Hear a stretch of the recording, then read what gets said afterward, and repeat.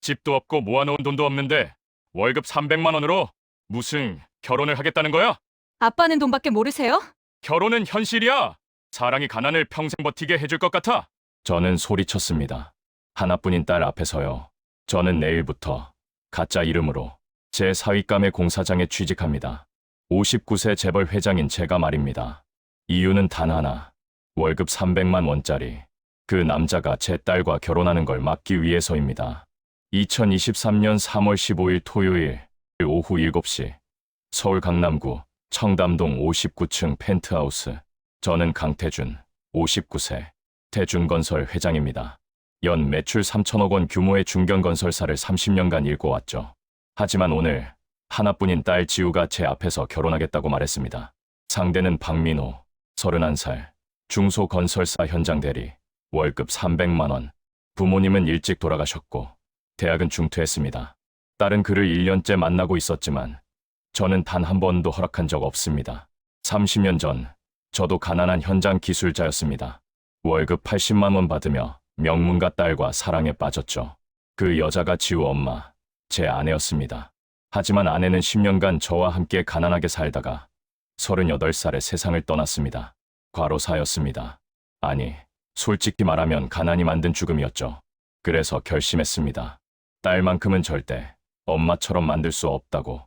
이제 저는 강대수라는 63세 공사장 인부가 되어 박민호가 일하는 현장에 잠입할 겁니다. 과연 그 남자의 진짜 모습은 무엇일까요? 돈 앞에서, 위험 앞에서 그는 어떤 선택을 할까요? 그리고 30년 전 제 모습을 다시 마주하게 될 때 저는 어떤 결정을 내릴까요? 사연 시작하기 전에 무료로 할 수 있는 구독과 좋아요 눌러주세요. 오늘 제 이야기가 조금 더 특별해질 수 있도록 부탁드립니다. 그날 저녁 거실 샹들리에 불빛 아래서 딸과 마주 섰습니다. 28살 초등학교 교사인 우리 지우. 단정한 머리, 엄마를 닮은 따뜻한 눈빛. 하지만 오늘은 그 눈빛이 단호했습니다. 아빠, 저 박민호 씨랑 결혼할 거예요. 순간 손에 들고 있던 와인 잔이 흔들렸습니다. 붉은 와인이 잔 안에서 출렁거렸어요. 저는 천천히, 아주 천천히 잔을 테이블 위에 내려놨습니다. 손이 떨리는 게 느껴졌거든요. 누구라고? 제 목소리는 낮게 깔렸습니다. 하지만 지우는 흔들리지 않았어요. 박민호 씨요. 아빠도 아시잖아요. 제가 1년 전부터 만나던 사람. 알죠.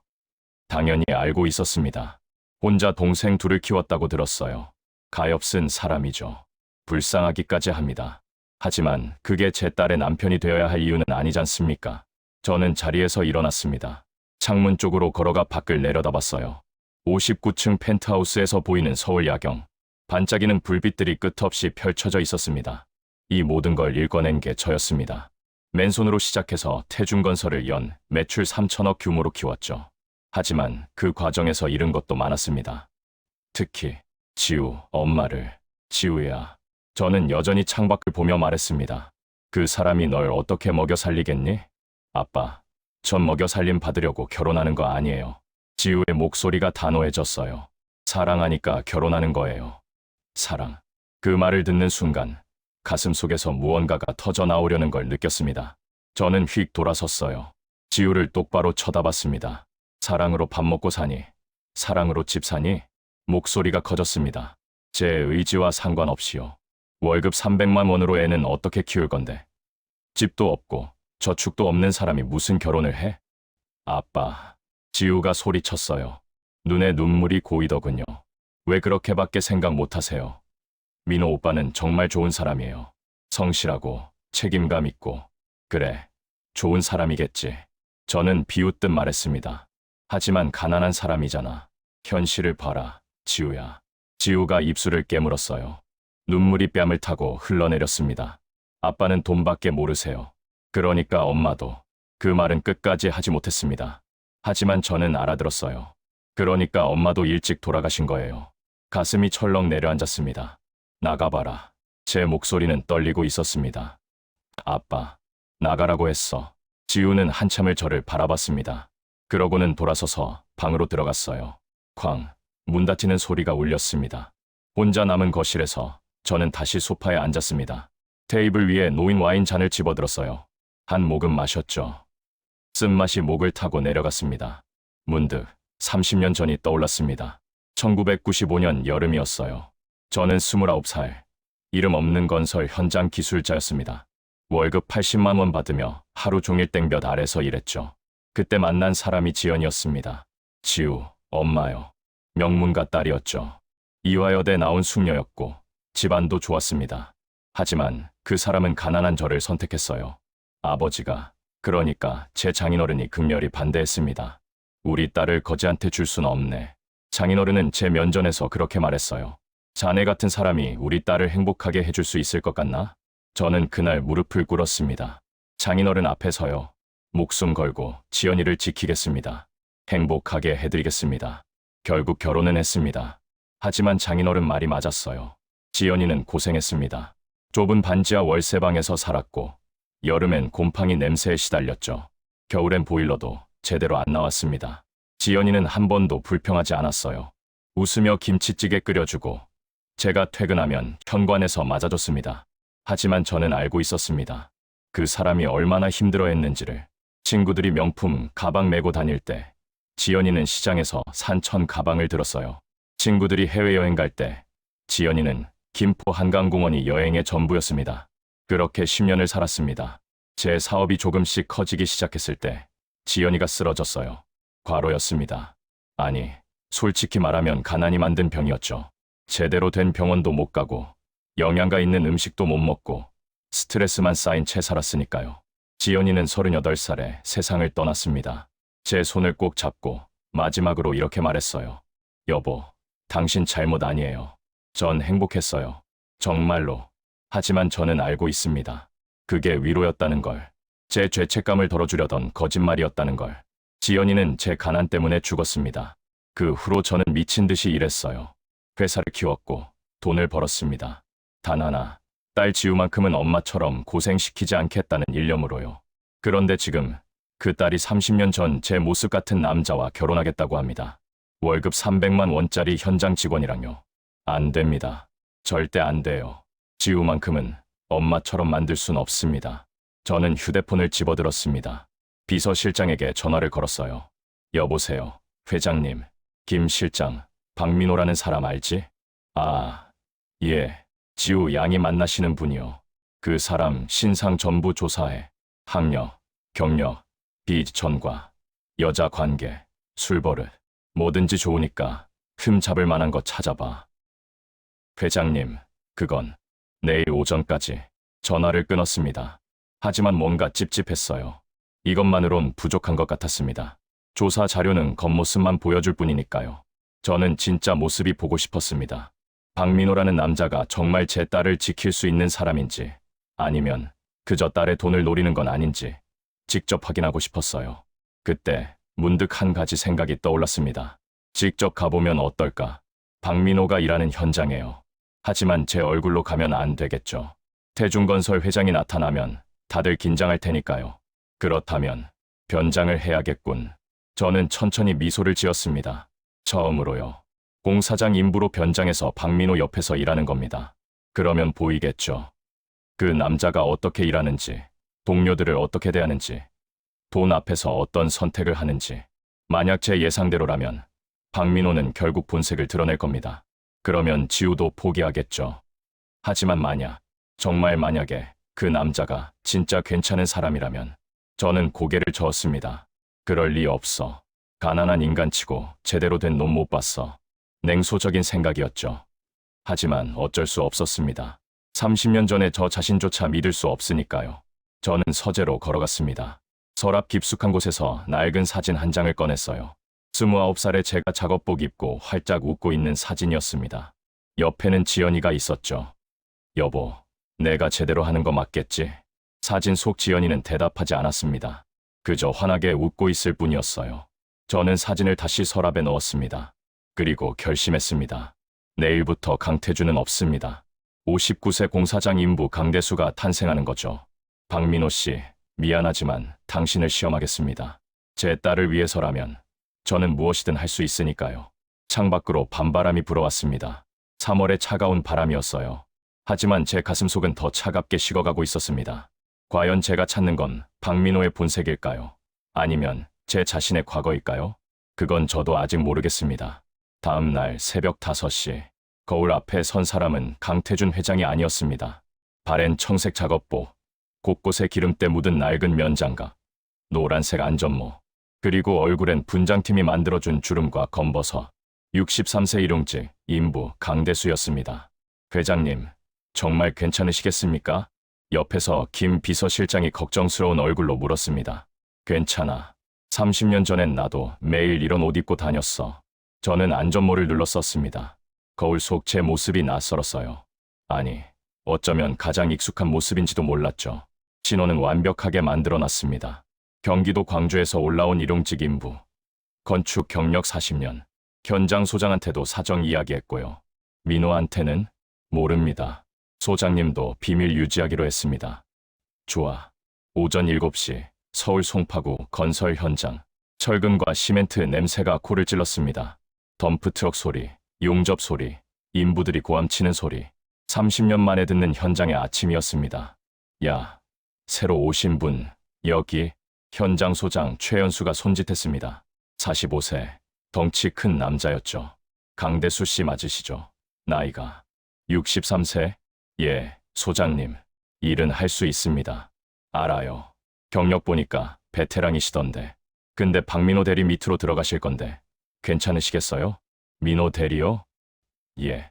31살 젊은 친구인데 성격은 좀 까칠해요. 일도 빡세게 시키고. 제 입가에 미소가 번졌습니다. 역시 시작부터 본색이 나오는군. 괜찮습니다. 일하러 왔으니까요. 그럼 저기 가보세요. 저기 안전모 쓰고 서 있는 사람. 소장이 가리킨 곳에 한 남자가 서 있었습니다. 박민호.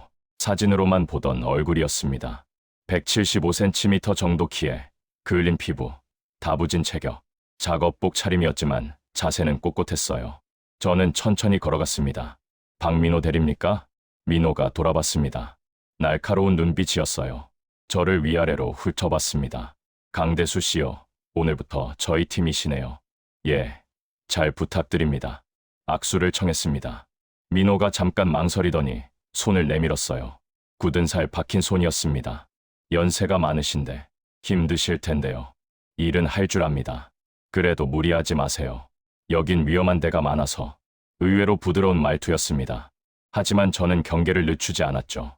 겉으로만 친절한 척하는 거겠지. 오늘은 자재 정리부터 시작하겠습니다. 철근 옮기는 거 도와주세요. 오전 9시 땡볕이 내리쳤습니다. 3월인데도 현장은 뜨거웠어요. 철근 하나가 대략 20kg. 10개를 옮기니 온몸이 땀으로 범벅이 됐습니다. 이게 이렇게 힘들었나? 30년 만에 하는 육체 노동이었습니다. 회장실 의자에 앉아서 서류에 사인만 하던 몸이 비명을 지르고 있었어요. 대수 씨, 괜찮으세요? 민호가 다가왔습니다. 손에 생수병을 들고 있었어요. 물 좀 드세요. 쉬면서 하세요. 고맙습니다. 물을 받아 마셨습니다. 시원한 물이 목을 타고 내려갔죠. 민호가 제 옆에 쪼그리고 앉았습니다. 연세 있으신 분이 왜 이 일을 하세요? 먹고 살아야죠. 가족은요? 순간 말문이 막혔습니다. 하지만 이미 설정은 만들어뒀죠. 아내는 일찍 떠났고 자식들은 연락 안 합니다. 거짓말이었지만 묘하게 진짜 같았습니다. 지우가 어젯밤 이후 제 전화를 받지 않고 있었으니까요. 힘드셨겠네요. 민호의 목소리가 낮아졌습니다. 그 눈빛에 뭔가 다른 게 보였어요. 동정, 아니, 그보다는 공감 같은 거였습니다. 저도 부모님 일찍 여의었거든요. 그 마음 조금은 알 것 같아요. 민호가 일어서며 제 어깨를 두드렸습니다. 오늘은 이 정도만 하세요. 내일부터 천천히 적응하시면 돼요. 아니, 전 더 할 수 있. 어르신, 첫날부터 무리하시면 안 됩니다. 이 일은 마라톤이에요. 오래 버텨야죠.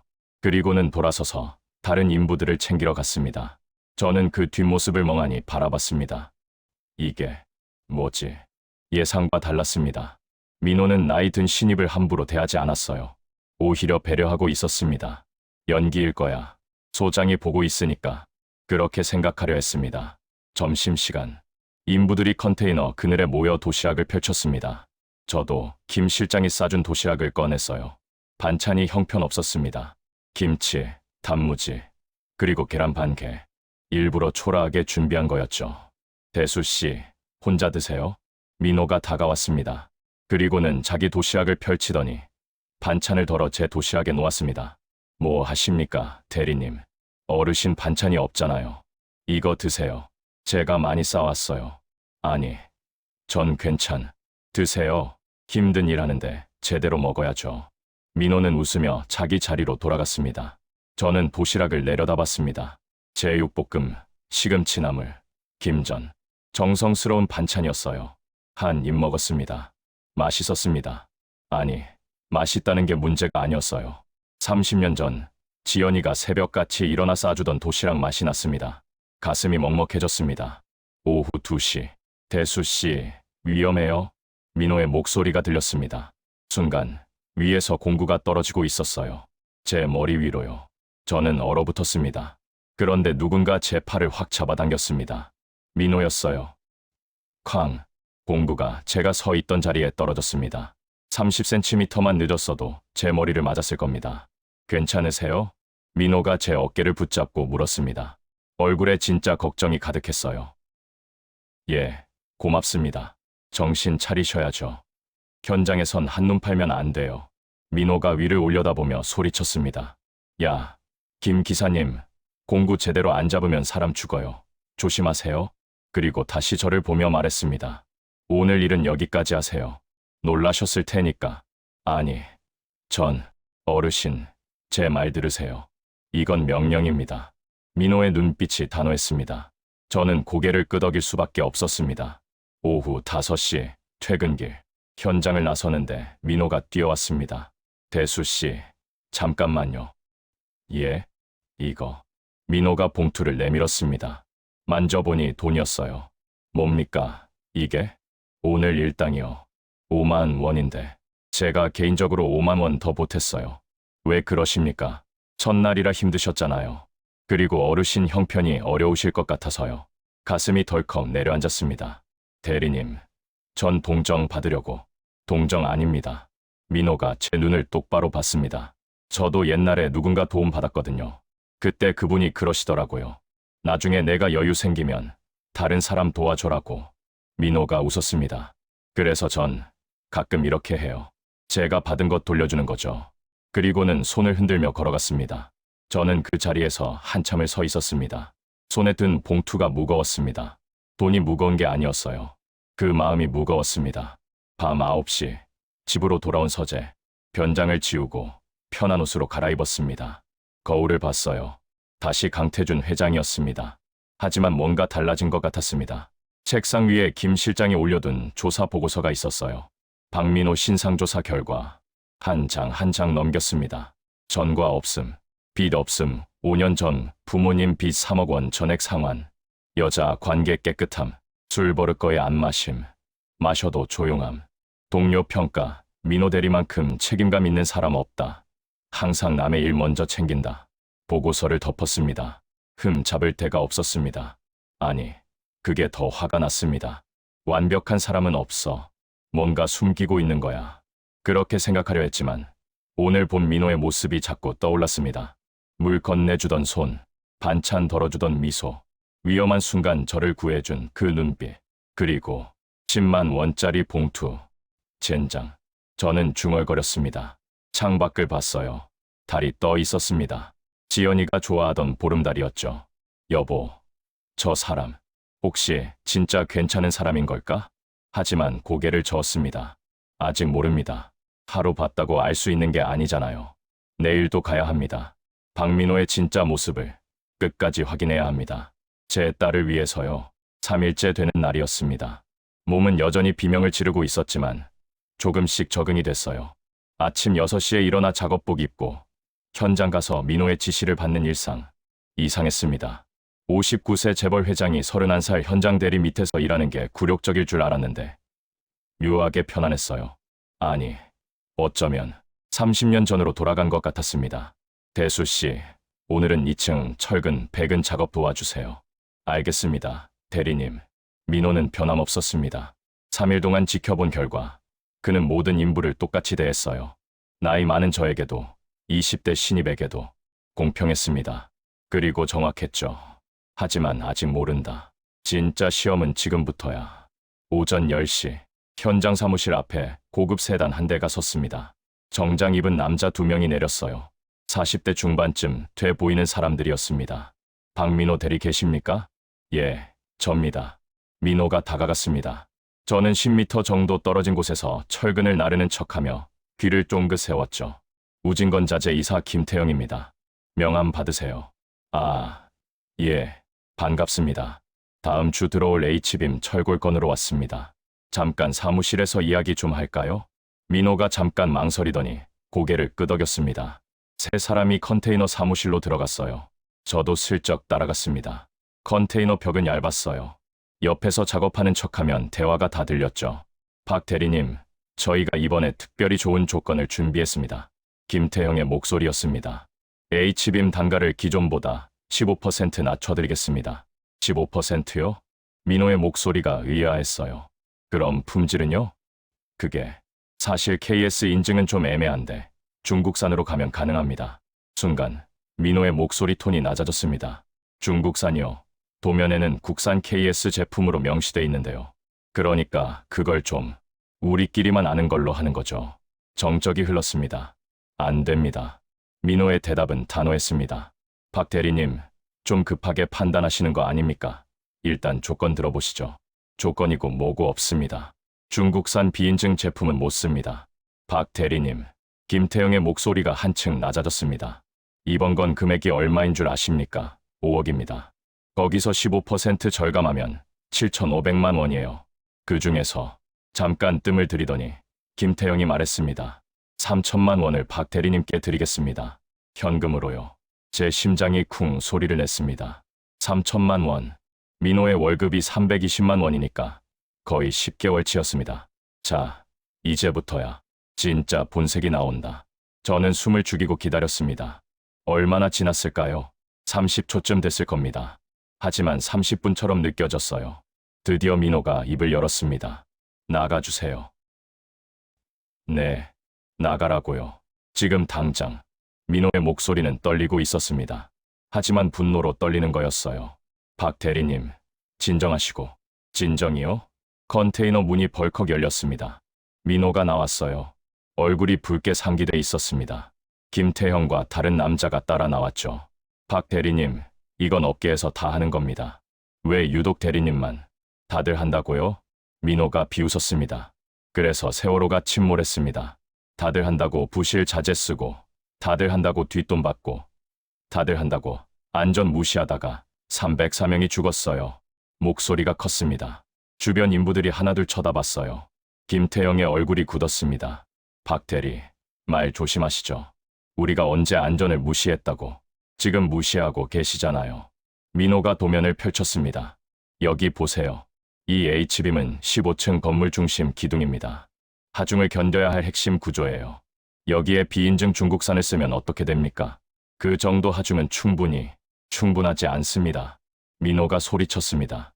KS 인증 제품은 항복 강도 325mpa 이상이에요. 근데 중국산 비인증은 280에서 300 사이입니다. 지진이나 강풍 오면 바로 좌굴돼요. 어떻게 그런 수치까지? 제가 대학은 중퇴했어도 건축구조 공부는 혼자 다 했습니다. 민호의 눈빛이 차가워졌습니다. 이 건물엔 200세대가 입주합니다. 한 세대 평균 3명이라고 치면 600명이에요. 제가 3천만 원 받고 그 사람들을 위험에 빠뜨릴 순 없습니다. 김태영이 한숨을 쉬었습니다. 박 대리, 이 바닥이 원래 그런 겁니다. 너무 이상적으로. 나가세요. 박 대리, 안 나가시면 제가 경찰 부릅니다. 공사 담당자에게 뇌물공여 미수죄로요. 김태형의 얼굴이 일그러졌습니다. 후회하실 겁니다. 후회는 제가 알아서 합니다. 나가세요. 두 남자는 차에 올라타더니 급하게 떠났습니다. 민호는 한참을 서 있었습니다. 주먹을 꽉 쥔 채로요. 손이 떨리고 있었어요. 저는 다가갈 수가 없었습니다. 가슴이 뛰고 있었거든요. 저 녀석이 3천만 원을 거절했어. 믿기지 않았습니다. 월급 10개월치를 단칼에 거절한 겁니다.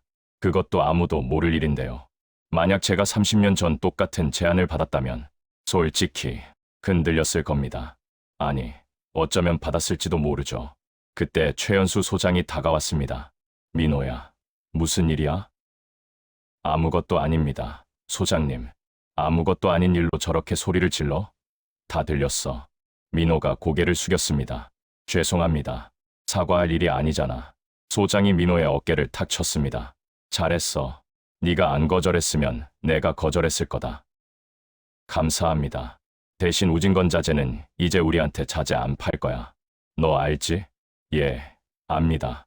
그럼 다른 업체 알아봐야겠네. 국산 KS 인증 제품으로. 단가는 좀 올라가겠지만 제가 알아보겠습니다. 소장이 떠나고 민호는 다시 혼자 남았습니다. 컨테이너 벽에 기대섰어요. 두 손으로 얼굴을 감쌌습니다. 저는 그 모습을 멀리서 지켜봤습니다. 민호의 어깨가 떨리고 있었어요. 점심시간. 민호는 다른 인부들과 떨어져 혼자 앉아 있었습니다. 도시락을 펼쳤지만 젓가락을 들지 않았어요. 그냥 멍하니 바라보고 있었습니다. 저는 천천히 다가갔습니다. 대리님, 민호가 고개를 들었습니다. 눈이 충혈돼 있었어요. 아, 대수 씨, 뭐, 할 말 있으세요? 아니, 그냥, 괜찮으신가 해서요. 괜찮습니다. 하지만 괜찮아 보이지 않았습니다.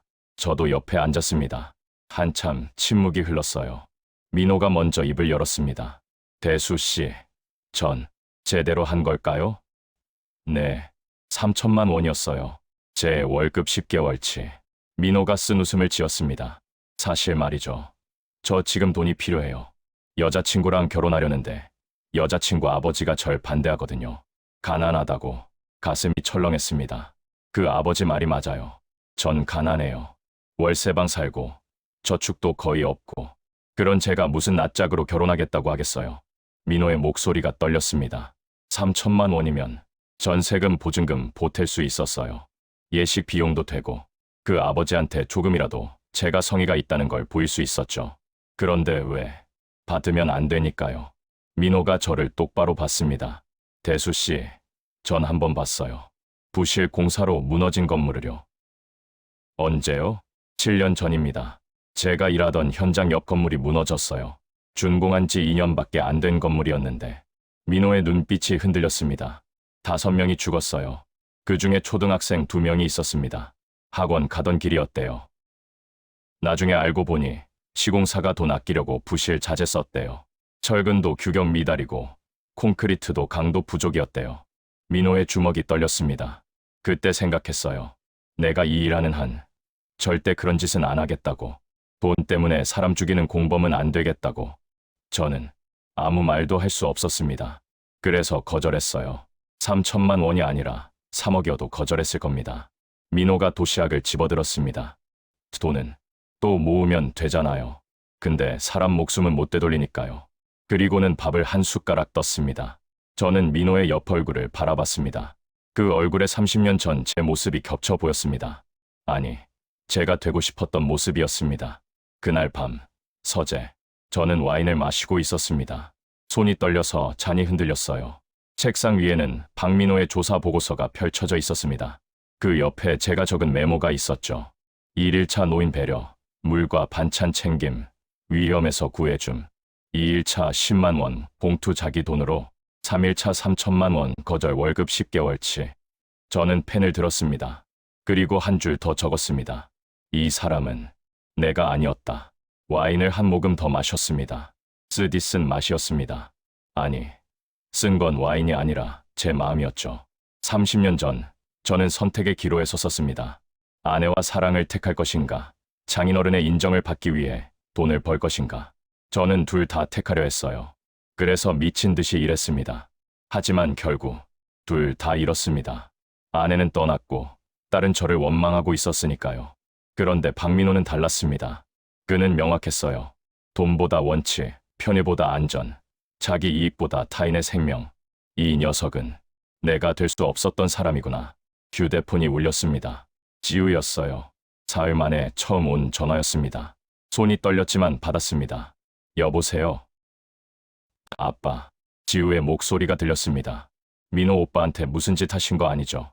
무슨 소리냐? 오늘 오빠가 전화했는데 목소리가 이상했어요. 힘들어하는 것 같았어요. 혹시 아빠가? 아니다. 제 목소리는 확실했습니다. 아빠는 아무것도 안 했어.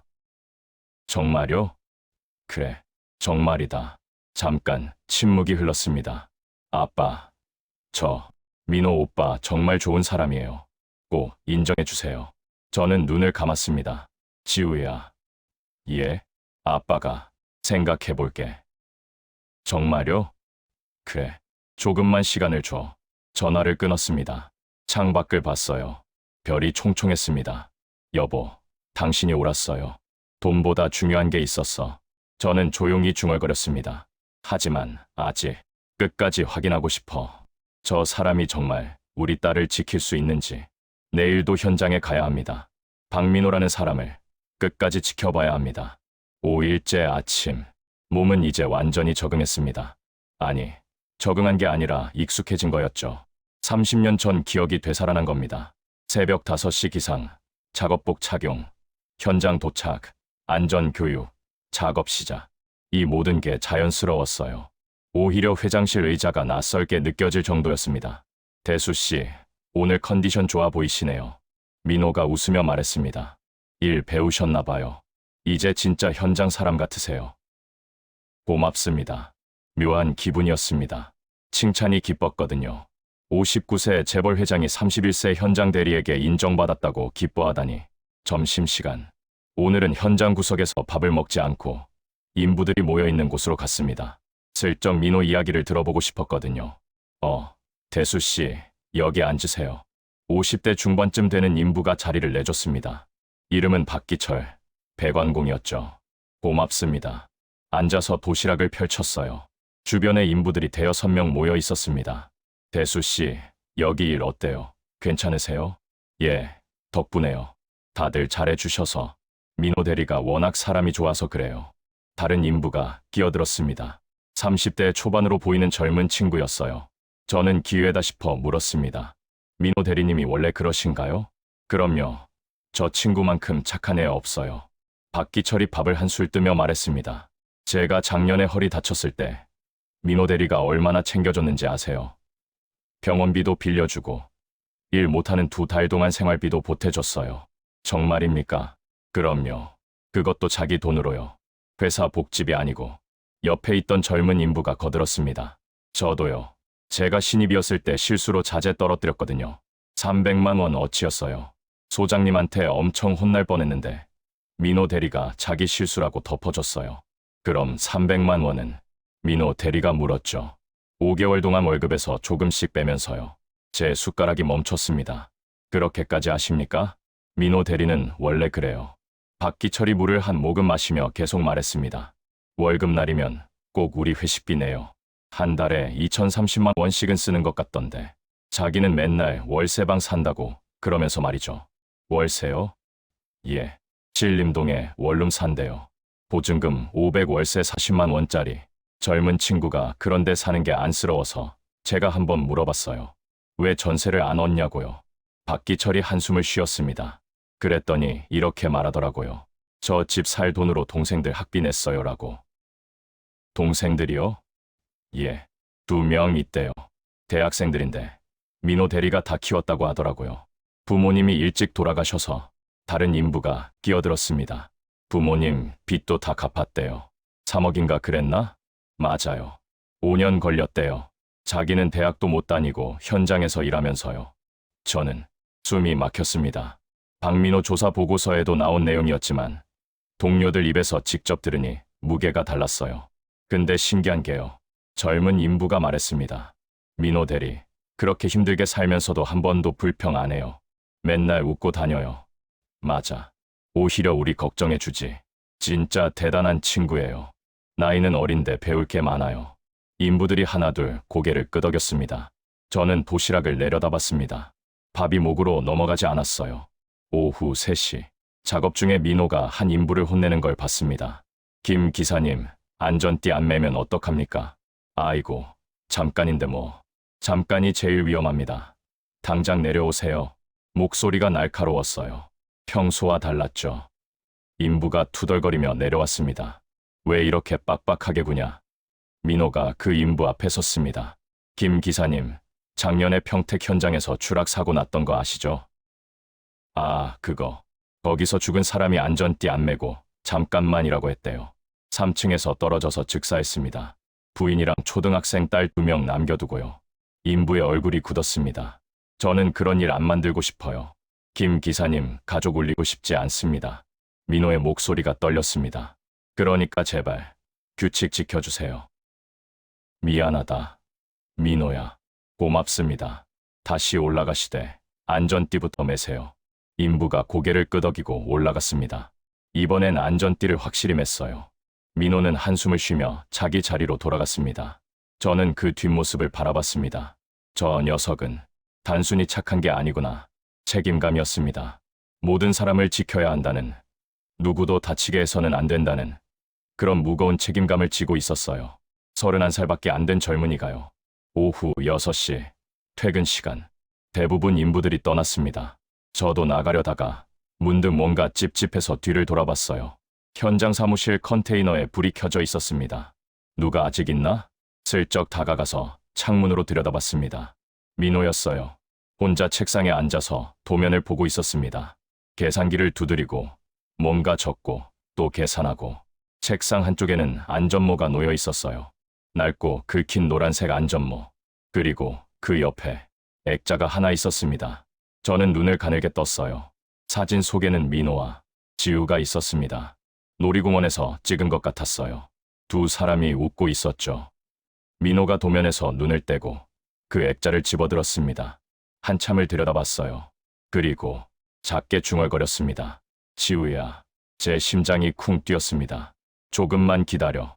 조금만 더 참아줘. 민호의 목소리가 떨렸습니다. 내가 꼭 내 아버지한테 인정받을게. 내가 너를 행복하게 해줄 수 있는 사람이라는 걸 꼭 증명할게. 민호의 눈에 눈물이 맺혔습니다. 미안해. 가난해서. 내 아버지 말이 맞아. 난 가진 게 없어. 집도 없고 돈도 없고 내세울 것도 없어. 눈물이 뺨을 타고 흘러내렸습니다. 근데 난 널 진짜 사랑해. 목숨 걸고 너 지킬 수 있어. 그것만으로는 부족한 걸까? 저는 숨을 쉴 수가 없었습니다. 가슴이 너무 아팠어요. 30년 전 제가 똑같이 울었거든요. 지연이 사진을 보며 똑같은 말을 했었습니다. 지연아, 미안해. 가난해서. 내 아버지 말이 맞아. 하지만 난 널 진짜 사랑해. 민호가 사진을 다시 내려놨습니다. 그리고 눈물을 닦았어요. 심호흡을 하더니 다시 도면으로 시선을 돌렸습니다. 일에 집중하기 시작했죠. 저는 그 자리를 떠날 수가 없었습니다. 한참을 서 있었던 것 같아요. 얼마나 지났을까요? 발이 저려서 겨우 정신을 차렸습니다. 밤 10시, 집, 변장을 지우고 서재에 앉았습니다. 하지만 책상 앞에 앉아서도 아무것도 할 수 없었어요. 민호의 모습이 자꾸만 떠올랐습니다. 눈물 흘리며 지우 사진을 보던 그 얼굴. 내가 꼭 인정받을게라고 말하던 그 떨리는 목소리. 저는 서랍을 열었습니다. 지연이의 사진을 꺼냈어요. 30년 전 사진이었습니다. 웨딩 사진이었죠. 촌스러운 드레스, 어색한 포즈. 하지만 두 사람 모두 행복하게 웃고 있었습니다. 여보, 제 목소리가 떨렸습니다. 내가 잘못 생각한 것 같아. 사진 속 지연이는 대답하지 않았습니다. 가난이 문제가 아니었어. 진심이 문제였어. 눈물이 흘러내렸습니다. 당신은 나를 진심으로 사랑했고 나도 당신을 진심으로 사랑했어. 그게 전부였는데 목이 메였습니다. 내가 그걸 잊고 살았나 봐. 30년 동안 휴대폰을 집어들었습니다. 지우에게 문자를 보냈어요. 지우야, 아빠가 만나자. 너희 둘이랑 같이 이야기할 게 있다. 답장은 빨리 왔습니다. 아빠, 진짜요? 인정해 주시는 거예요? 저는 잠깐 망설였습니다. 아직 확신이 서지 않았거든요. 하지만 손가락이 움직였습니다. 일단 만나보자. 약속은 못하지만 진심으로 이야기해보고 싶구나. 고마워요, 아빠. 사랑해요. 전화기를 내려놨습니다. 창밖을 봤어요. 달이 떠 있었습니다. 여보, 내가 제대로 하고 있는 거겠지? 바람이 불었습니다. 차가운 3월 바람이 아니라 따뜻한 바람이었어요. 마치 지연이가 대답하는 것 같았습니다. 잘하고 있어요. 조금만 더 용기 내요. 저는 미소를 지었습니다. 오랜만에 짓는 진짜 미소였습니다. 하지만 다음 순간 표정이 굳었어요. 하지만 마지막 시험이 남았어. 아직 끝이 아니었습니다. 진짜 위기 상황에서 박민호가 어떤 선택을 하는지 봐야 했어요. 목숨이 걸린 순간에 그가 누구를 먼저 생각하는지, 그제야 확신할 수 있을 것 같았습니다. 박민호가 정말 제 딸을 지킬 수 있는 사람인지. 7일째 되는 날 저녁, 현장 회식이 있었습니다. 최연수 소장이 공사 진행률 70% 달성 기념으로 고깃집을 잡았어요. 다들 수고 많았어. 오늘은 마음껏 먹어. 소장이 소주잔을 들어 올렸습니다. 인부들이 환호했죠. 저도 참석했습니다. 사실 빠지려고 했어요. 회장이 인부 회식 자리에 있다는 게 우스웠으니까요. 하지만 민호가 직접 왔습니다. 대수 씨, 오늘 꼭 오셔야 해요. 어르신 없으면 안 되거든요. 괜찮습니다, 대리님. 전 피곤해서. 대수 씨가 얼마나 일 열심히 하셨는데요. 소장님도 칭찬하셨어요. 꼭 오세요. 민호의 눈빛이 진심이었습니다. 그래서 왔습니다. 저녁 8시, 고깃집. 삼겹살이 지글지글 구워지고 있었습니다. 소주잔이 테이블 위를 오갔죠. 대수 씨, 한잔하세요. 박기철이 소주를 따라줬습니다. 고맙습니다. 받아서 단숨에 마셨어요. 목이 화끈거렸습니다. 30년 만에 마시는 소주였습니다. 회장실에서 마시던 12년산 위스키와는 완전히 달랐죠. 하지만 이상하게 좋았어요. 민호야, 너도 마셔. 소장이 민호에게 소주잔을 밀었습니다. 소장님, 전 술 약해요. 오늘은 특별한 날이잖아. 한 잔만. 민호가 웃으며 받았습니다. 그리고 천천히 마셨어요. 한 잔, 두 잔, 세 잔. 민호는 금방 취했습니다. 얼굴이 빨개지고 눈이 풀렸어요. 말수도 많아졌죠. 대수 씨, 민호가 갑자기 제 옆으로 왔습니다. 술 냄새가 났어요. 예, 대리님. 저기, 제가 말씀드릴 게 있어요. 민호가 제 어깨에 손을 얹었습니다. 힘이 없었어요. 말씀하세요. 저, 여자친구 있어요. 예, 압니다. 진짜 예쁜 사람이에요. 착하기도 하고. 민호가 씩 웃었습니다. 행복한 미소였어요. 초등학교 선생님이에요. 아이들 가르치는 거 정말 좋아해요. 제 가슴이 뛰었습니다. 그런데요. 민호의 목소리가 낮아졌습니다. 여자친구 아버지가 절 싫어해요. 당연하죠. 전 가난하니까. 집도 없고, 차도 없고, 저축도 거의 없어요. 민호의 눈이 흔들렸습니다. 대수 씨, 전 제대로 한 걸까요? 무슨 말씀이신지. 3천만 원 거절한 거요. 아, 그 이야기. 3천만 원이면 전세 보증금 될 수 있었어요. 여자친구 아버지한테 보여줄 수 있었죠. 제가 성의가 있다는 걸. 민호의 눈에 눈물이 맺혔습니다. 근데 전 거절했어요. 사람 목숨 때문에. 잘하신 겁니다. 제가 말했습니다. 민호가 저를 봤어요. 정말요? 예. 대리님은 제대로 하신 겁니다. 하지만 그 아버지는 절 인정 안 해요. 만나지도 말래요. 민호의 목소리가 떨렸습니다. 그분 말이 맞아요. 저도 딸 있으면 저 같은 남자 싫어할 것 같아요. 제 손이 떨렸습니다. 가난하고 배운 것도 없고 대학도 중퇴하고. 대리님, 제가 끊었습니다. 그 아버지는 잘못 봤을 겁니다. 네, 대리님은 가난하지 않습니다. 진짜 부자예요. 무슨, 마음이 부자예요. 돈보다 소중한 걸 가지고 계시니까. 민호가 멍하니 저를 봤습니다. 그 아버지가 알게 될 겁니다. 언젠가는요. 제 목소리도 떨렸습니다.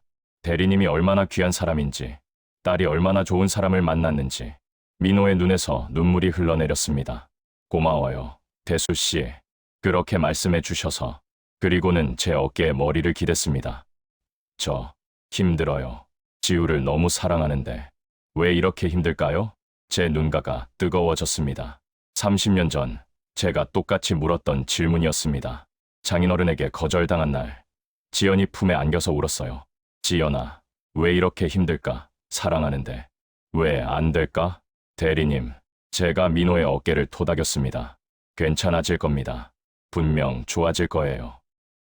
정말요? 예, 약속드릴게요. 민호는 제 어깨에 기댄 채 잠들었습니다.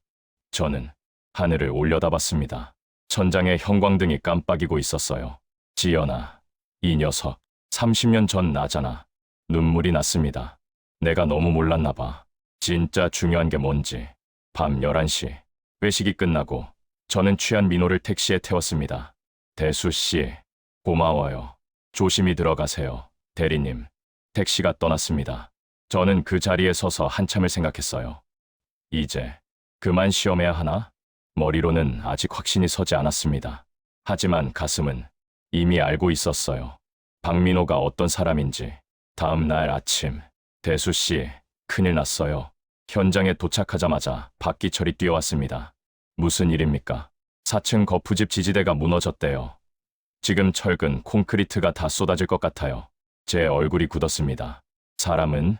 인부 2명이 아직 안에 있어요. 민호 대리가 지금 올라갔어요. 저는 달렸습니다. 4층 현장으로요. 계단을 뛰어 올라갔습니다. 심장이 터질 것처럼 뛰었어요. 4층에 도착했을 때 아비규환이었습니다. 거푸집 지지대 여러 개가 기울어져 있었고 철근이 휘어지고 있었어요. 콘크리트 타설 무게를 못 견디는 거였습니다. 민호야, 나와. 위험해. 소장이 소리치고 있었습니다. 하지만 민호는 안으로 들어가고 있었어요. 2명 있습니다. 꺼내야 해요. 넌 나와. 내가 들어갈게. 안 됩니다. 소장님은 나이 드셔서. 그때였습니다. 드드. 지지대가 더 기울었습니다. 위험해. 다 무너진다. 누군가 소리쳤습니다. 하지만 민호는 멈추지 않았어요. 안으로 들어갔습니다. 저는 생각할 틈도 없었습니다. 몸이 먼저 움직였어요.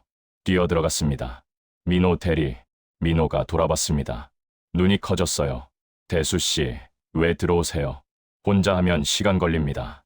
같이 해야죠. 안쪽에 인부 2명이 철근에 다리가 끼어 있었습니다. 으아. 아파. 조금만 참으세요. 민호와 제가 철근을 들어 올렸습니다. 무거웠어요. 온 힘을 다해 들었습니다. 지금이에요. 빠져나오세요. 인부 1명이 빠져나왔습니다. 하지만 다른 1명은 움직이지 못했어요. 너무 깊이 끼어 있었죠. 드드드. 천장이 갈라지기 시작했습니다. 대수 씨, 나가세요. 무너져요. 안 갑니다. 대수 씨, 같이 나갈 겁니다. 이 사람 두고 못 가요. 민호가 제 눈을 봤습니다. 그 눈에 뭔가가 보였어요. 결심이었습니다. 알겠습니다. 하나, 둘, 셋. 우리는 함께 철근을 들어 올렸습니다. 온 힘을 다했어요. 인부가 빠져나왔습니다. 뛰세요. 밖으로. 인부가 뛰어나갔습니다. 콰르릉. 천장이 무너지기 시작했습니다. 대수 씨, 뛰어요. 민호가 제 팔을 잡았습니다. 끌었어요. 함께 뛰었습니다. 출구가 보였어요. 10m, 5m, 3m. 그런데 발이 미끄러졌습니다. 넘어졌어요. 대수 씨, 민호가 돌아왔습니다. 저를 일으키려고요. 대리님, 혼자 나가세요. 안 됩니다. 민호가 제 팔을 확 잡아당겼습니다. 그 순간, 쾅, 천장이 무너졌습니다. 민호가 저를 밀었어요. 출구 쪽으로요. 그리고 자기가 대신 맞았습니다. 으악, 민호가 쓰러졌습니다. 머리에서 피가 흘렀어요. 민호 대리, 저는 정신없이 민호를 끌었습니다. 출구로요. 힘이 어디서 나는지 몰랐어요. 59살 몸이 31살 청년을 끌었습니다. 밖으로 나왔습니다. 쿵, 우리는 바닥에 쓰러졌어요. 뒤에서 천장 전체가 무너지는 소리가 들렸습니다. 민호야, 소장이 달려왔습니다. 119 불렀어. 조금만 참아. 민호는 피를 흘리며 눈을 떴습니다. 저를 봤어요. 대수 씨, 괜찮으세요? 제 걱정을요? 다행이다. 제가 못 구했으면 어쩔 뻔했어요. 민호가 웃었습니다. 피를 흘리면서요. 제 눈에서 눈물이 쏟아졌습니다. 바보, 왜 날 구했어? 제가 지켜야죠. 민호의 눈이 감겼습니다. 민호야, 정신 차려. 소장이 소리쳤습니다. 구급차 사이렌 소리가 들렸습니다. 저는 민호의 손을 꼭 잡고 있었습니다. 제발 괜찮아야 해. 민호가 들것에 실렸어요. 산소 마스크를 쓰고 피가 계속 흘렀습니다. 보호자분 계십니까? 구급대원이 물었습니다. 저는 대답할 수가 없었어요. 나는 보호자가 아니야. 그냥 현장 동료일 뿐이지. 하지만 손은 민호의 손을 놓지 않고 있었습니다. 제가 따라가겠습니다. 관계가 어떻게 되시죠? 동료입니다. 구급차에 탔습니다. 민호의 얼굴은 창백했어요. 입술에 핏기가 없었습니다. 제발, 살아야 해. 오전 11시, 병원 응급실. 민호가 수술실로 들어갔습니다. 두개골 골절, 뇌출혈 의심. 의사가 그렇게 말했어요. 수술에 3시간 정도 걸린다고 했습니다. 저는 복도 의자에 주저앉았어요. 손이 떨렸습니다. 온몸이 떨렸죠. 작업복에는 민호의 피가 묻어 있었습니다. 내 때문이야. 내가 시험한다고, 확인한다고. 그래서 이렇게 됐어. 가슴이 무너져 내렸습니다. 그때 최연수 소장이 뛰어왔습니다. 대수 씨, 민호는 수술 들어갔습니다. 젠장. 소장이 벽을 쾅 쳤습니다. 내가 막았어야 하는데, 내가 들어갔어야 하는데. 소장도 자책하고 있었습니다. 저는 고개를 저었어요. 소장님 잘못 아닙니다. 제가 말을 잇지 못했습니다. 내 잘못이에요라고 말할 수 없었으니까요. 소장이 제 어깨를 탁 쳤습니다. 대수 씨가 같이 들어가서 다행이에요. 대수 씨 아니었으면 민호 못 나왔어요. 아닙니다. 민호가 대수 씨 구하려다가 다친 거잖아요. 그만큼 대수 씨를 소중하게 생각한다는 거예요. 소장의 말이 비수처럼 꽂혔습니다. 소중하게 생각해줬는데 난 그 애를 시험했어. 의심했어. 오후 1시 복도에 사람이 하나 더 왔습니다. 지우였어요. 민호 오빠. 지우가 소리치며 뛰어왔습니다. 얼굴이 창백했어요. 어디 있어요? 오빠는 수술 중입니다. 소장이 대답했습니다. 지우의 다리가 휘청거렸어요. 벽에 기댔습니다. 어떻게 이런 일이. 눈물이 쏟아졌습니다. 저는 지우를 쳐다볼 수가 없었어요. 일어나서 복도 끝으로 걸어갔습니다. 창문 앞에 섰죠. 밖에는 햇살이 쨍쨍했습니다. 너무 밝았어요. 이렇게 밝은데 제 마음은 왜 이렇게 어두운지. 뒤에서 지우가 흐느끼는 소리가 들렸습니다. 소장이 지우를 위로하는 목소리도 들렸어요. 지우 양, 진정하세요. 민호 괜찮을 겁니다. 오빠가 다쳤다는데 어떻게 진정해요. 저는 주먹을 꽉 쥐었습니다. 미안해, 지우야. 아빠가 이렇게 만들었어. 오후 4시 수술실 문이 열렸습니다.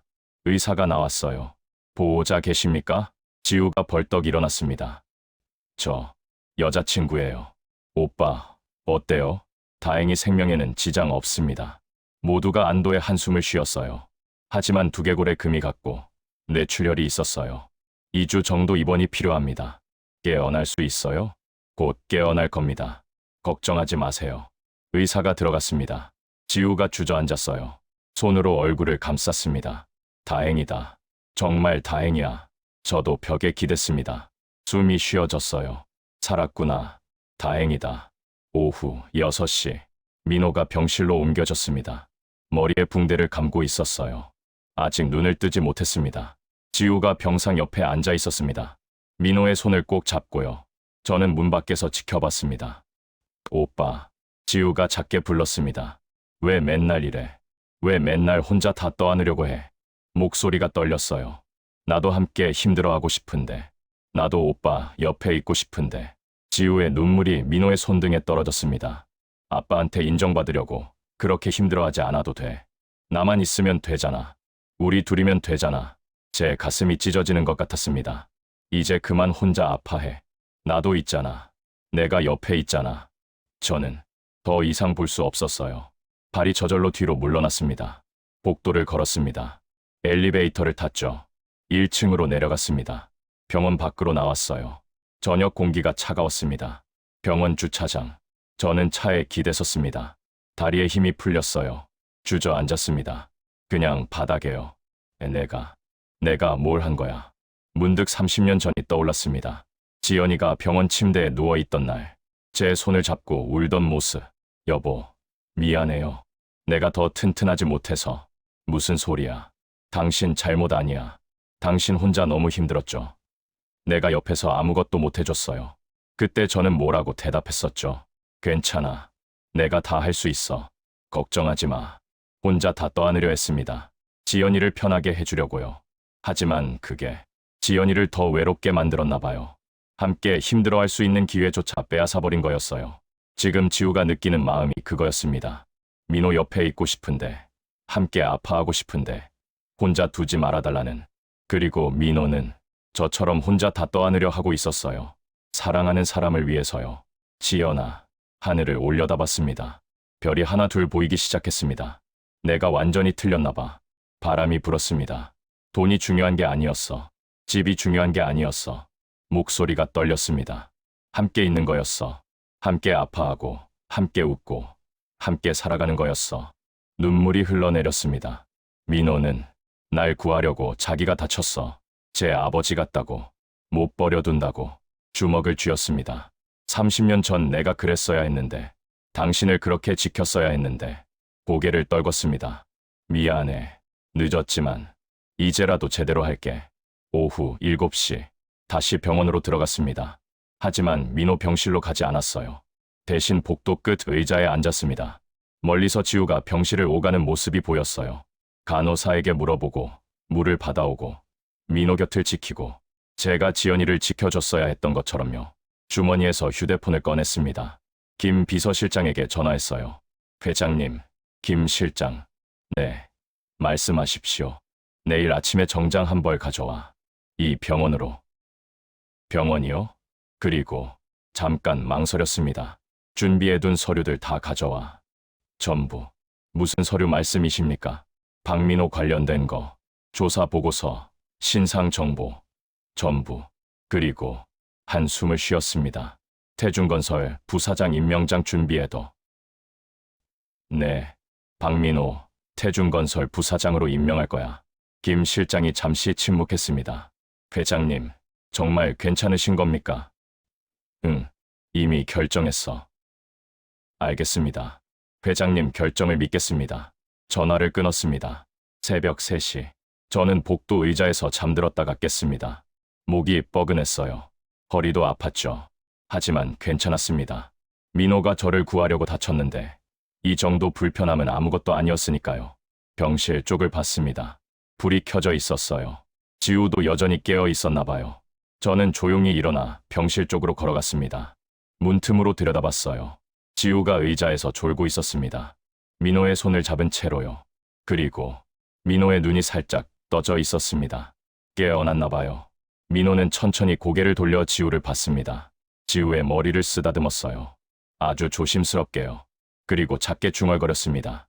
미안해, 지우야. 걱정시켜서. 민호의 눈에 눈물이 맺혔습니다. 나 잘할 수 있을까? 너를 행복하게 해줄 수 있을까? 저는 그 자리에서 얼어붙었습니다. 너무 초라해. 내 아버지 말이 맞아. 난 아무것도 가진 게 없어. 민호의 목소리가 떨렸습니다. 근데 너무 사랑해. 어떡하지? 제 눈에서 눈물이 쏟아졌습니다. 30년 전 제가 지연이에게 했던 말이었습니다. 똑같은 고민, 똑같은 두려움, 똑같은 사랑. 저는 더 이상 참을 수 없었습니다. 오전 7시, 김 비서실장이 왔습니다. 회장님, 검은 가방을 건넸어요. 안에 정장이 들어 있었습니다. 서류는요? 여기 있습니다. 서류 봉투를 받았습니다. 그런데 회장님, 정말. 응, 오늘 밝힐 거야. 하지만 괜찮아. 이미 결정했어. 저는 화장실로 갔습니다. 변장을 지웠어요. 분장을 벗기고 얼굴을 깨끗이 씻었습니다. 정장으로 갈아입었죠. 거울을 봤습니다. 59세 재벌 회장 강태준이 다시 나타났습니다. 하지만 눈빛이 달랐어요. 일주일 전과는 완전히 다른 사람이었습니다. 병실 쪽으로 걸어갔습니다. 복도를 지나며 심호흡했어요. 자, 이제부터야. 민호의 병실 문 앞에 섰습니다. 손을 들어 노크하려는 순간 안에서 소리가 들렸습니다. 민호가 완전히 깨어나는 소리였습니다. 오빠, 정신 차렸어? 지우의 목소리가 들렸어요. 지우야, 미안해. 무슨 소리야? 괜찮아? 어디 아파? 괜찮아. 근데 대수 씨는? 대수 씨 괜찮아? 첫 마디가 그거였습니다. 자기가 다쳤는데 저를 먼저 걱정하고 있었어요. 제 눈에서 눈물이 터져 나왔습니다. 더 이상 참을 수 없었습니다. 문을 천천히 열었습니다. 문이 열렸습니다. 병실 안에 두 사람이 동시에 고개를 돌렸어요. 정장 입은 남자가 서 있었습니다. 지우의 얼굴이 굳었습니다. 아, 아빠. 민호의 눈이 커졌어요. 회장님, 순간 병실 안의 공기가 얼어붙었습니다. 저는 천천히 안으로 들어갔어요. 문을 닫았습니다. 지우야, 민호 씨. 제 목소리가 떨렸습니다. 할 이야기가 있어. 지우가 벌떡 일어났습니다. 아빠, 이게 무슨, 왜 여기? 민호는 침대에 누운 채 저를 똑바로 봤어요. 머리에 붕대를 감고 있었지만 눈빛은 또렷했습니다. 대수 씨가 회장님이셨습니까? 그래. 저는 침대 옆 의자를 당겨 앉았습니다. 정확히는 강대수라는 사람은 없어. 나야. 강태준이야. 지우가 입을 막았습니다. 아빠. 설마. 응. 일주일 동안 변장하고 민호 씨 현장에서 일했어. 민호의 얼굴이 창백해졌습니다. 왜 그런 짓을 시험하려고 했어? 저는 솔직하게 말했습니다. 너를. 내가 정말 내 딸과 결혼할 자격이 있는 사람인지. 아빠. 지우가 소리쳤어요. 어떻게 그럴 수가 있어요? 사람을 그렇게 시험하다니. 미안해. 지우야. 저는 고개를 숙였습니다. 하지만 듣기만 해줘. 끝까지. 민호가 입을 열었습니다. 그럼 첫날부터요? 그래. 첫날 내가 물 주고 반찬 덜어주고 위험해서 구해준 거 다 봤어. 민호의 손이 떨렸습니다. 돈 봉투도. 그것도 아셨습니까? 응. 10만 원. 네, 돈으로 준 거. 저는 천천히 말했습니다. 3천만 원 거절한 것도 봤어. 업체 사람이 뒷돈 주려고 할 때 내가 단칼에 거절하는 거. 민호가 눈을 감았습니다. 회식 때 취해서 한 말도. 들으셨습니까? 다 들었어. 제 목소리가 낮아졌습니다. 내가 얼마나 힘들어하는지, 얼마나 지우를 사랑하는지, 내가 얼마나 자책하고 있는지. 그런데도 민호가 눈을 떴습니다. 눈에 눈물이 고여 있었어요. 그런데도 절 계속 시험하신 겁니까? 그래. 저는 고개를 끄덕였습니다. 마지막까지 확인하고 싶었어.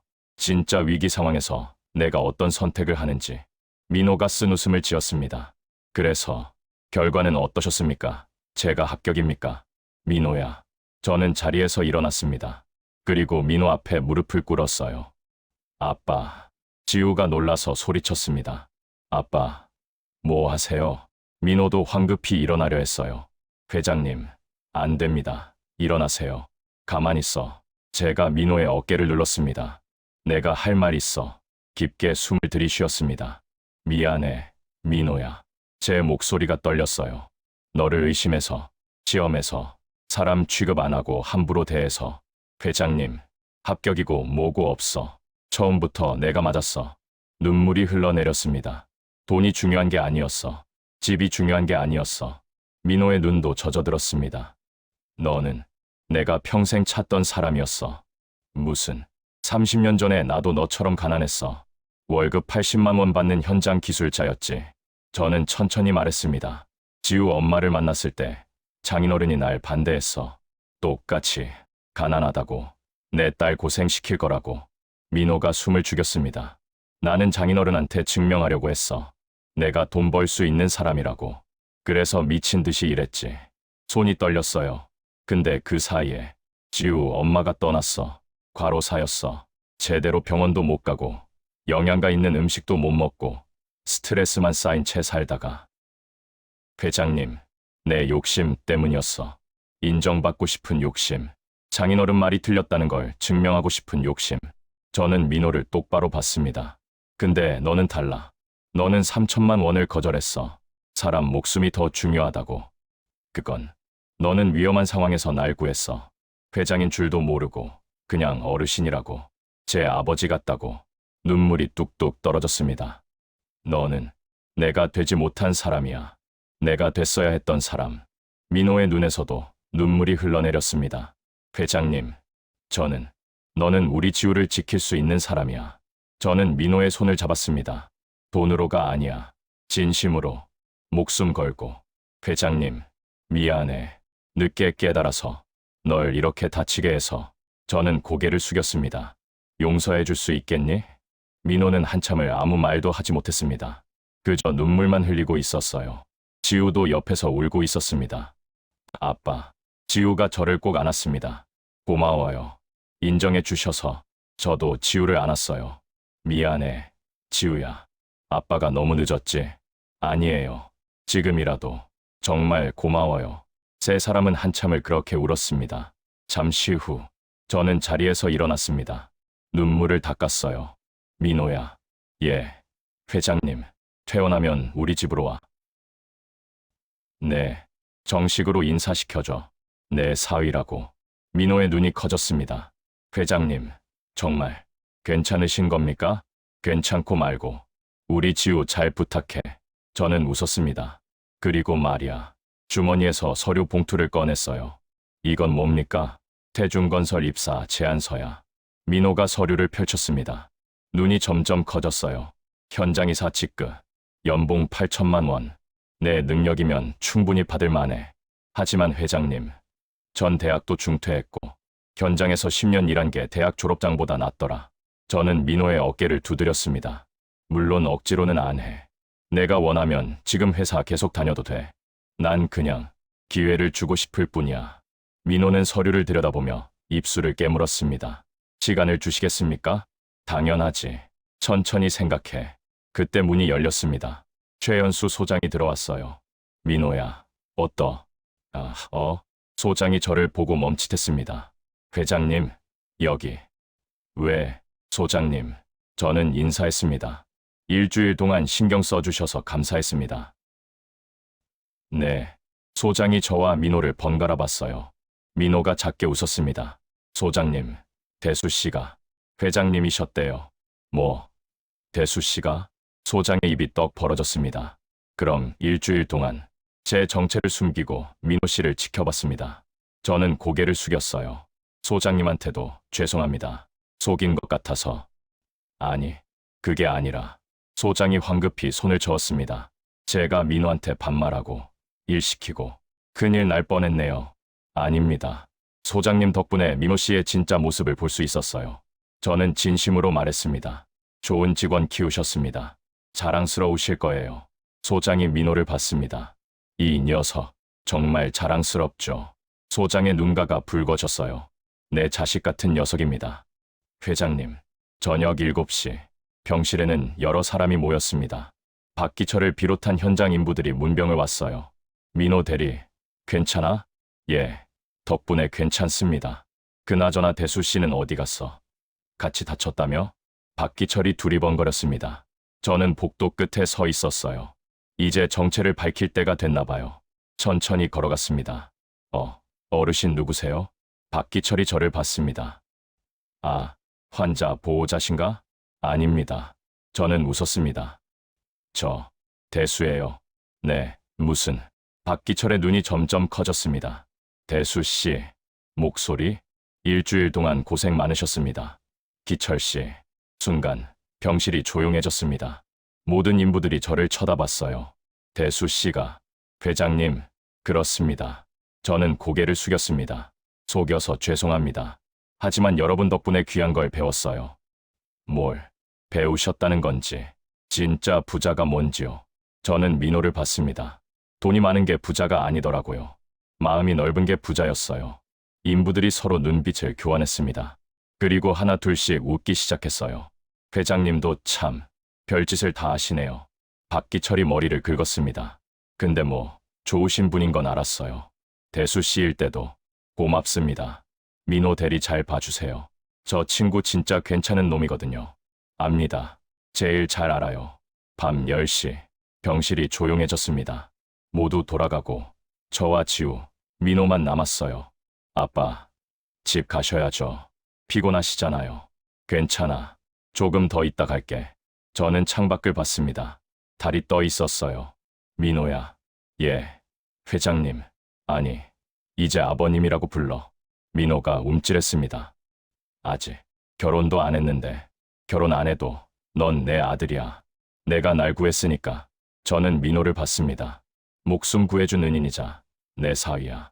민호의 눈에 또 눈물이 맺혔습니다. 감사합니다, 아버님. 처음으로 그렇게 불렀어요. 제 가슴이 따뜻해졌습니다. 지연아, 들었어. 우리 사위 생겼어. 병실을 나서며 지우가 저를 꼭 안았습니다. 아빠, 사랑해요. 나도 사랑해. 지우야, 엄마도 기뻐하실 거예요. 그럴까? 당연하죠. 아빠가 드디어 진짜로 사랑하는 법을 찾으셨으니까. 저는 지우의 머리를 쓰다듬었습니다. 엄마 닮아서 참 다행이야. 아빠도 좋은 분이에요. 늦었지만, 늦어서 미안해. 아니에요. 지금이 딱 맞는 타이밍이에요. 지우가 웃었습니다. 저도 웃었어요. 병원을 나와 차에 탔습니다. 김 비서실장이 운전석에 앉아 있었어요. 회장님, 집으로 가시겠습니까? 응, 차가 출발했습니다. 저는 뒷좌석에 기대 앉아 눈을 감았어요. 수고하셨습니다. 회장님, 고마워. 김 실장, 덕분에 저도 좋은 걸 배웠습니다. 뭘? 진짜 리더가 뭔지요? 김 실장이 백미러로 저를 봤습니다. 직접 현장에 뛰어드실 줄은 몰랐습니다. 30년 만이었어. 현장에 서는 거. 어떠셨습니까? 살아있는 것 같더라. 저는 작게 웃었습니다. 돈 세는 것보다 사람 만나는 게 더 좋더라고. 이제 회장직 내려놓으실 건 아니죠? 아직은 아니야. 근데 언젠가는 민호한테 물려줄지도 모르지. 좋은 선택이실 겁니다. 차창 밖으로 서울 야경이 펼쳐졌습니다. 반짝이는 불빛들.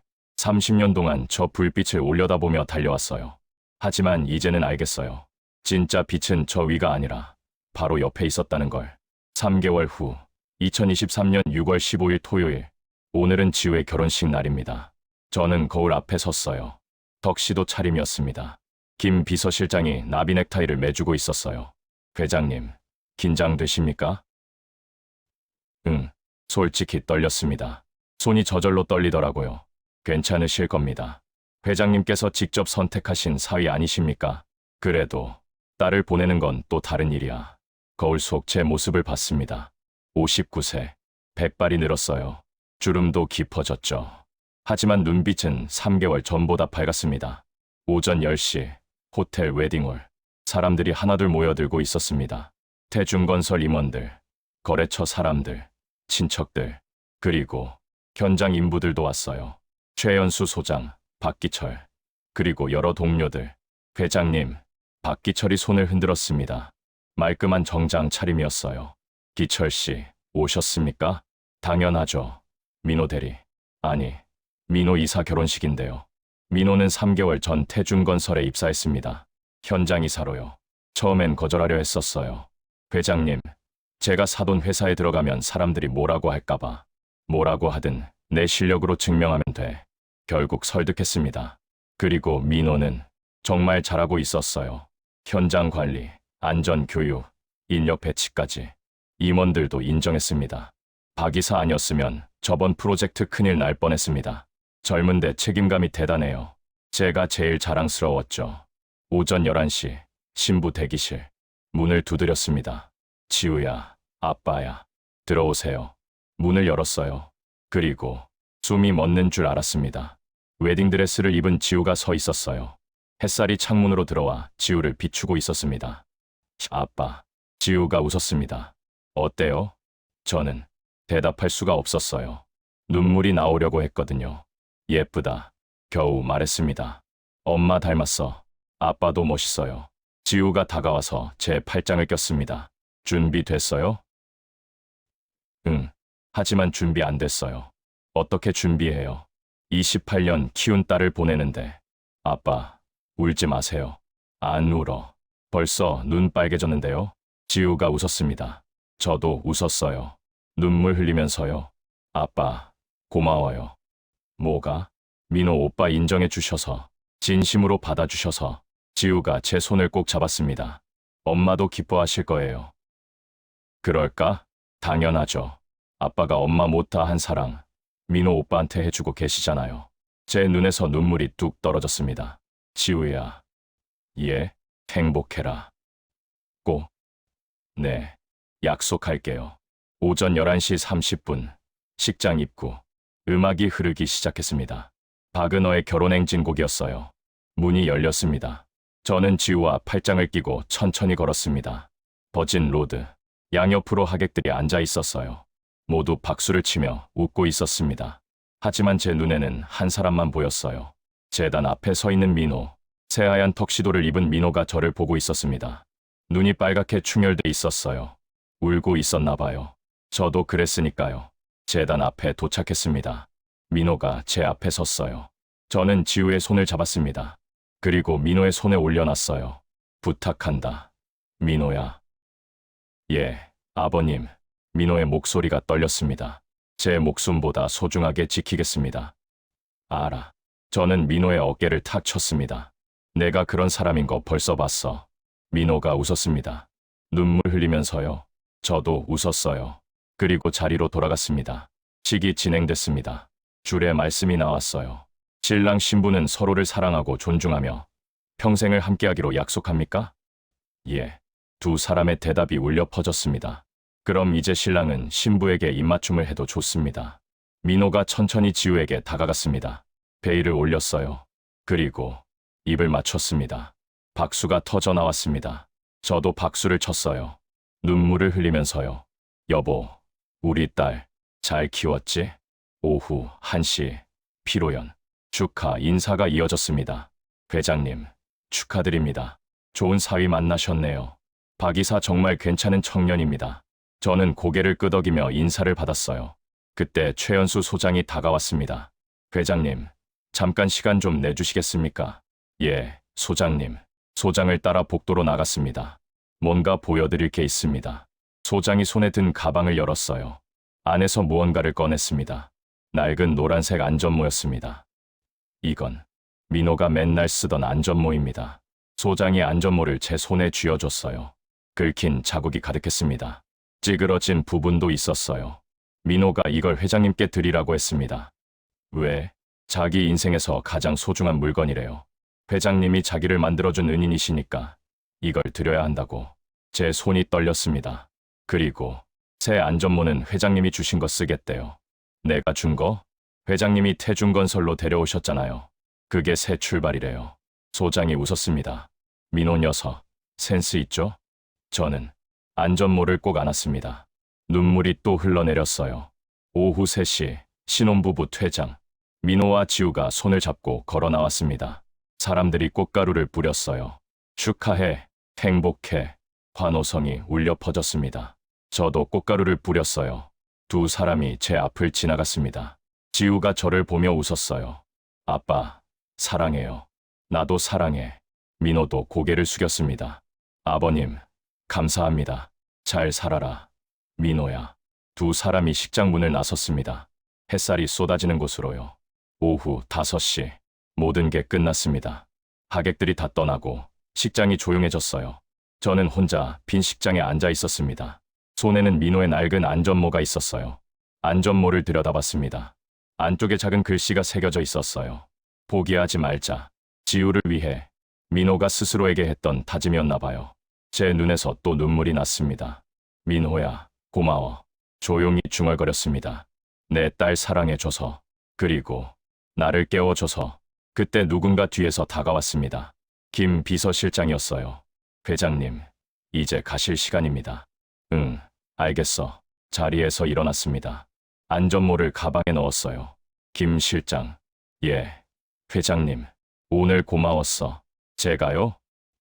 응, 3개월 동안 결혼 준비하느라 고생했어. 괜찮습니다.